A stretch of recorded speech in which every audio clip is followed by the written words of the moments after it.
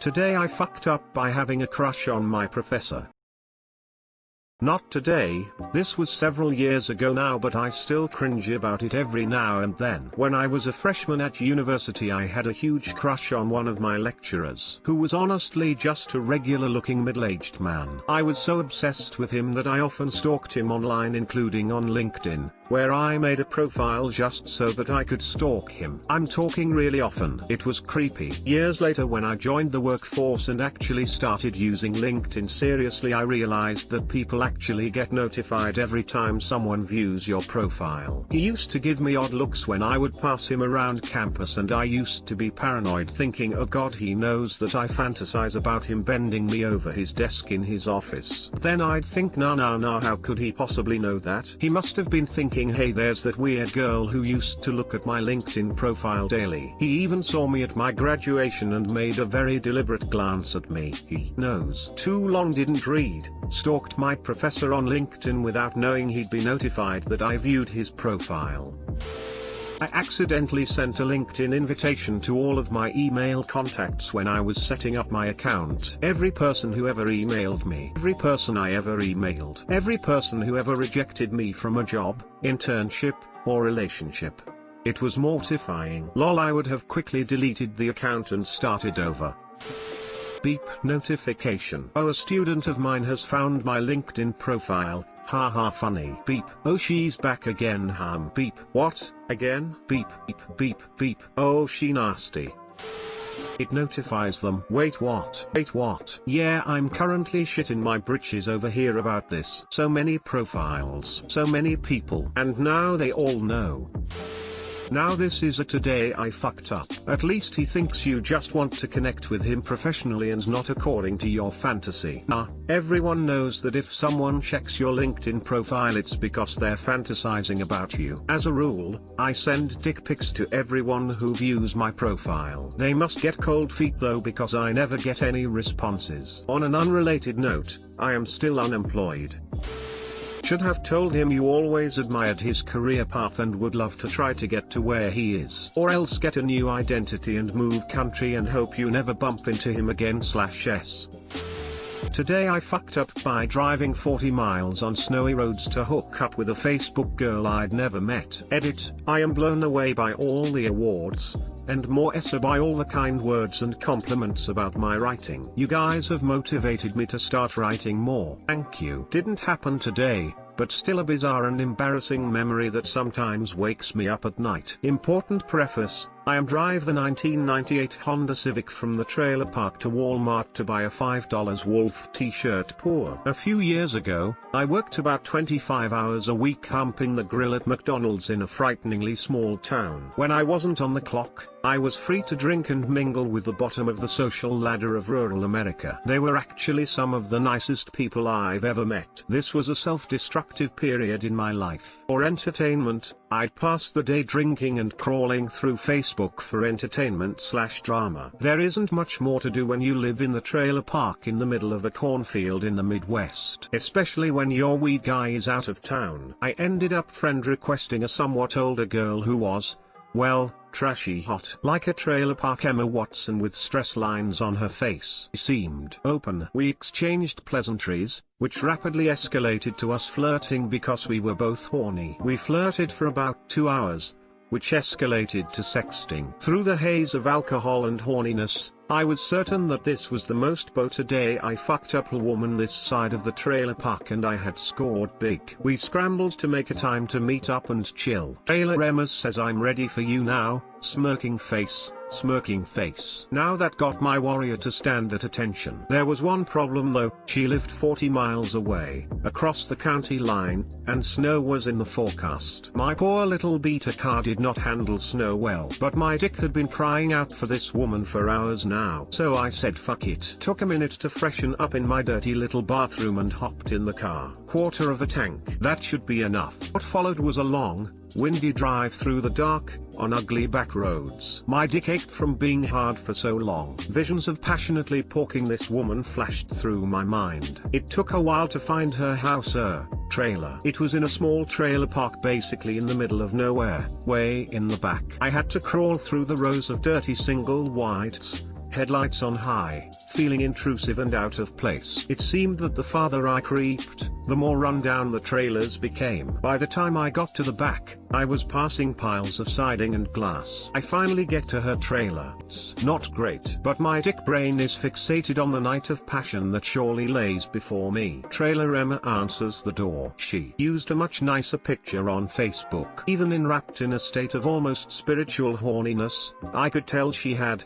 well, aged. When she smiled, I noticed several of her teeth were black. My stomach clenched a little. I do not do well with bad teeth. But the show must go on. She took me in and briefly pointed out her kids. There were 3 small, dirty-looking children huddled around an old TV. I remember her mentioning being a mom, but 3 kids was a little much, as they didn't look cared for. Oh. By this point, a small part of me had already decided that an entire night of lovemaking was off the menu, that I would bail when the fireworks were over. But not before some action. I still thought this girl was hot as long as she kept her mouth closed. She pulled me into her bedroom, which had an entire litter of kittens staring at me in the corner, and started making out with me. Her kisses were way too sloppy and wet. This whole experience was going downhill pretty fast. My spirit was torn in two. Part of me wanted to bail. The dirtiness, her physical appearance, the creepy trailer park, the goddamn kittens watching me, but the other part of me wanted to rip this woman's clothes off and fuck her till her pussy retired and moved to an assisted living facility. My little head won. I pushed her against the wall and started kissing her neck. Did my best to avoid her nasty mouth, though she kept trying to push it into my face. Within moments she was naked on the bed, legs spread, waiting for my stiff magic wand. This is what I had wanted, what I had been waiting for, a night of passionate lovemaking with a questionable but moderately attractive Facebook mom. So I thrust my loins forth and came immediately with a shudder and a groan. "You came now?" Trailer Emma said in a disappointed voice that still haunts my dreams. I guess being aroused for 4 hours can often result in sperm school being let out early. Now, I'm just a man. This has happened before. Normally I'd take a few minutes to recharge my batteries and get back to work, which is what I would have done had I not been experiencing the singularly worst episode of post-nut clarity/regret that I ever had in my entire life. Everything hit me at once. Being far from home, at night, in a strange trailer park. Her dirty, sad-looking kids in the other room. Her meth mouth. Her emaciated frame clinging to a pair of obviously fake boobs. It was like the existential dread/paranoia from weed, except it came out of my dick. Then, I noticed the window. Remember how I said snow was in the forecast? Well, there it was. Fluttering past the outside light like a ghostly interpretive dance of "your ass ain't going home." I immediately hopped up and tried to emit some kind of plausible excuse for leaving. I don't even remember what I said. I do remember her sitting on the bed and giving me a blank stare as I fumbled over words. I felt like the dumbest man in the world. I just wanted to disappear. I quickly threw my clothes on and stumbled out the door without a goodbye. I start my beater car and try to reverse. I don't move. My ball tires spin in the mix of slush and mud. I start to panic. I gently depress the accelerator as visions of spending the night with this weird lady and her kids dance in my head. By a miracle of God, the car lurches backwards. I laugh hysterically with relief. The drive home was long, slow, and dangerous. The snow hurtled past my windshield in silence, my chest heavy with embarrassment and regret. What in the blue fuck was I thinking? Driving 40 miles in the snow to fuck a stranger in a strange place? I couldn't wait to get home and forget these awful memories in a haze of pot and pee. First thing I did when I got home was log into Facebook to block my lover. Thankfully, she already had. Then I went to my room and got so drunk. Everything was better till I woke with a fever. Because I had chlamydia. Because I went in on a strange woman bareback. I had to call my gran to pick me up in her nicer vehicle and take me to the clinic an hour away. She grilled me the whole time about why I was going, and I had to lie and say I had a sore throat. The antibiotics they gave me ended up making me incredibly sick, so I had to go to the clinic a few days later for a big shot. I missed 4 days of work and almost didn't make rent. So, I traded about 3 seconds of sexual enjoyment for an infected dick. a tiny paycheck, a pissed off gram, and a lifetime of embarrassing memories. I did talk to a social worker at the clinic about Trailer Emma and my concerns about her kids. Not sure what happened after that, but she said she'd look into it. My life is a little less self-destructive these days. I moved to a better town, got a better job, and settled down with a girl. But I will never forget my misadventure with that woman. The memory of revving the engine and not moving is particularly haunting. I may have actually been traumatized a little. Too long didn't read, drove 40 miles on shitty roads to bang a strange woman, got bad lost but regret and almost got stuck in the driveway, caught an STD and had to miss a lot of work, then I almost missed rent. Or because I couldn't just rub one out. Edit 2, important clarifications. Yes, not using a condom was incredibly dumb, both for me and for my partner. No, she did not get pregnant with my child. It's pretty easy to check up on people in low population areas. Trailer Emma is fine. At least it was only chlamydia. That's what I told my girlfriend last week and she didn't have a great reaction.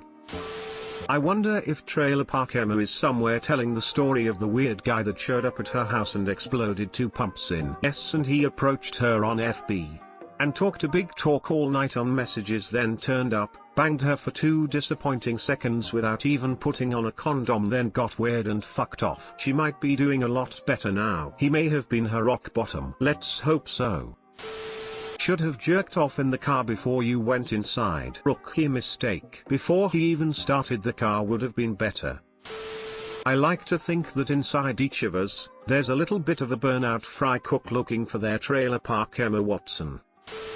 About 1/3 of the way in, I'm thinking please use a condom. Please use a condom. Then the description of her and the trailer. And I'm thinking of course he's going to use a condom.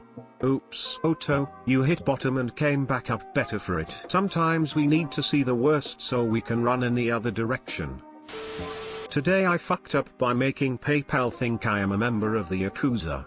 One of my favorite video game series of all times is the Yakuza series. The narrative, gameplay, everything about it I absolutely love. I bought Yakuza 0 a few days back, as it is the only game in the series I have not yet played. I bought it off the PSN store for $9.99. I'm absolutely in love with it. So yesterday I was having a conversation with one of my online gaming friends. I was telling him all about the game, how much I loved it, etc. Well, he expressed interest in wanting to play it too.